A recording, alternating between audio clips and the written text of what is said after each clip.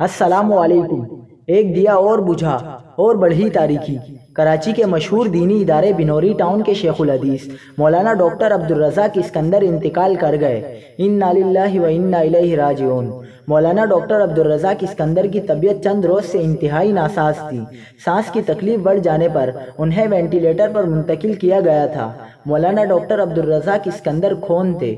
وفاق المدارس العربیہ پاکستان کے صدر اور عالمی مجلس تحفظ ختم نبوت کے امیر شیخ الحدیث مولانا ڈاکٹر عبدالرزاق اسکندر، جو گزشتہ کئی روز سے شدید بیمار اور کراچی کے مقامی اسپتال میں داخل تھے، خالق حقیقی سے جا ملے۔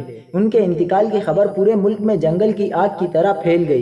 پورا ملک سوگ میں ڈوب گیا۔ مولانا ڈاکٹر عبدالرزاق اسکندر کی رحلت پر دینی علوم اور تبلیغ کے حوالے سے بہت بڑا نقصان ہے۔ ایسے علماء صدیوں میں پیدا ہوتے ہیں۔ آج پوری دنیا ایک مشہور اور قابل ترین جید عالم دین سے محروم ہو گئی۔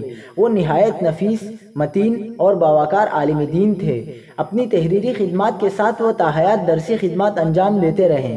یہ پوری ملت کا بڑا نقصان ہے۔ مولانا جامعۃ العلوم الاسلامیہ علامہ بنوری ٹاؤن کراچی کے رئیس و شیخ الحدیث تھے۔ وفاق المدارس العربیہ پاکستان کے صدر تھے۔ اقرا روضۃ الاطفال ٹرسٹ پاکستان کے بھی صدر رہے۔ اللہ تعالیٰ جنت الفردوس میں اعلیٰ مقام نصیب فرمائے۔ آمین ثم آمین۔